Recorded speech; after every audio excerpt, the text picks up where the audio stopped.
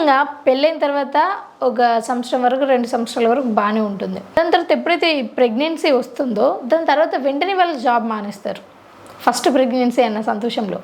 So first month నుంచే job మానేసి దాని తర్వాత పిల్లలైన తర్వాత ఇంకొక సంవత్సరం 2-3 సంవత్సరాల దాకా కూడా గ్యాప్ ఇస్తారు. సో దాని తర్వాత వాళ్ళకి మళ్ళీ జాబ్ కావాలన్నా కొంచెం కష్టంగా మారిపోయింది. సో అప్పుడు వాళ్ళు చాలా ఫ్రస్ట్రేటెడ్ ఫీలింగ్లో ఉంటారు. అసలు దాన్ని ఇలా బ్యాలెన్స్ చేయాలి. మనం ముందుగా మాట్లాడుకున్నాం కదా, ప్రతిదానికి ఇప్పుడు ఇష్టంతో ప్రెగ్నెన్సీ వచ్చిందనుకో అప్పుడు నువ్వేమీ బాధపడవు. ఎప్పుడైతే నీకు ఇష్టం లేకుండా ప్రెగ్నెన్సీ వచ్చిందో నీకు ఇవన్నీ మొదలవుతాయి.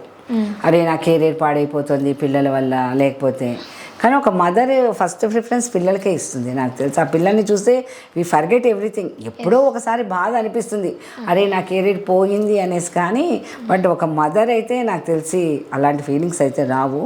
అలాంటిది వచ్చేవాళ్ళు ఉన్నారు అంటే maybe they are forcibly pregnant అయి ఉండొచ్చు, ఫోర్సిబుల్లీ మదర్ అయి ఉండొచ్చు.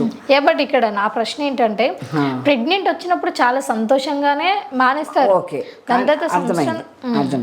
అంటే అప్పుడు తర్వాత కొంచెం పెద్దవాళ్ళు అయ్యాక మళ్ళీ కెరీర్లోంచి వాళ్ళు బయటకు వచ్చేసారు. గ్రోత్ రాకపోతే మళ్ళీ, ఎందుకంటే వాళ్ళ లైఫ్లో కూడా చాలా పెద్ద బ్రేక్ కదా 3-4 సంవత్సరాలు జాబ్ ఆపేయడం అంటే. అవును. సో అది నిజంగా పెయిన్ఫుల్లేనమ్మా. ఎందుకంటే మనం ఇంత కష్టపడి చదువుకొని ఒక కెరీర్ కోసం ఎన్ని ప్లాన్స్ చేసుకుని సడన్గా పిల్లలు పుట్టగానే ఆపేయడం అన్నది పెయిన్ఫుల్లే, కాదని చెప్పను నేను. కానీ మరి ఏది కావాలి అనేది నువ్వు తెలుసుకోవాలి.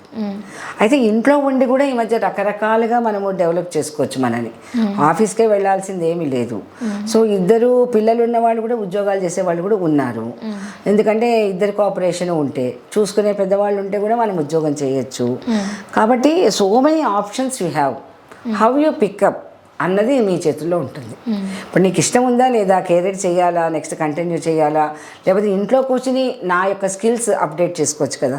ఒక 5 ఏళ్ల వరకు మటుకు మదర్ ఇంట్లో ఉంటే పిల్లలు సురక్షితంగా హ్యాపీగా హెల్తీగా ఉంటారు. సో అందుకే కదా మ్యామ్ ఎవరు పిల్లలు పుట్టగానే వెంటనే వాళ్ళ అమ్మ గుర్తు వచ్చేస్తుంది చాలా ప్రేమగా.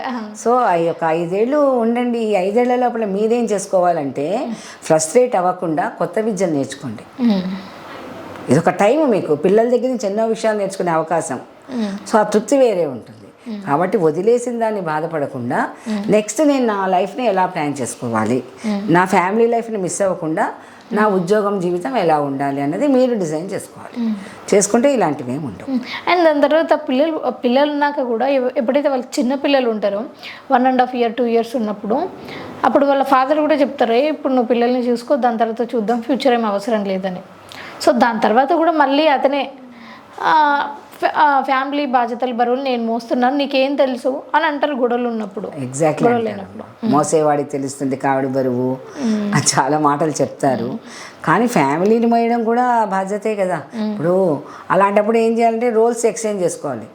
మగవాళ్ళని ఇంట్లో పెట్టి పిల్లల్ని చూసుకోమని చెప్పండి, మీరు ఉద్యోగానికి వెళ్ళండి. వారం రోజులు చెప్తారు నువ్వు ఇంట్లో ఉండి పిల్లల్ని చూసుకోమ్మా అనేసి. సో అదేమి అంత ఈజీ టాస్క్ ఏం కాదు. బట్ అంటారు మాటలు, ఎందుకంటే వాళ్ళు కూడా పిల్లల ద్వారా మన ఖర్చులు పెరుగుతాయి. సో అబ్బాయి నా వైఫ్ కూడా జాబ్ చేస్తే బాగుంటుంది అని అనిపిస్తుంది. కానీ మరి ఇద్దరిని బ్యాలెన్స్ చేయడానికి ఎవరో ఒకళ్ళు పిల్లల్ని చూసుకోవడానికి ఇంట్లో ఉండిపోవాల్సి వస్తుంది కదా. సో కొన్ని సాక్రిఫైసెస్ అగైన్ ఎవరో ఒకళ్ళు చేసుకుని మళ్ళీ మనకి ఒక అవకాశం వస్తుంది. This is not the end కదా. వాడి పిల్లలు స్కూల్కి వెళ్ళాక again you can go for your career. So మగవాళ్ళు కూడా ఈ లోపల కాస్త బ్యాలెన్స్డ్గా ఉంటే బాగుంటుంది. అంటే ఇలా అనకుండా నేనే మోస్తున్నాను, నేనే భారం అంతా మోస్తున్నాను అని అనకుండా అంటే భార్య హర్ట్ అవుతుంది. అలా కాకుండా సర్దుకుపోతే కొంచెం గొడవలు తగ్గుతాయి. చాలా చక్కటి విశేషాలన్నీ మాకు తెలియజేశారు. ధన్యవాదాలు.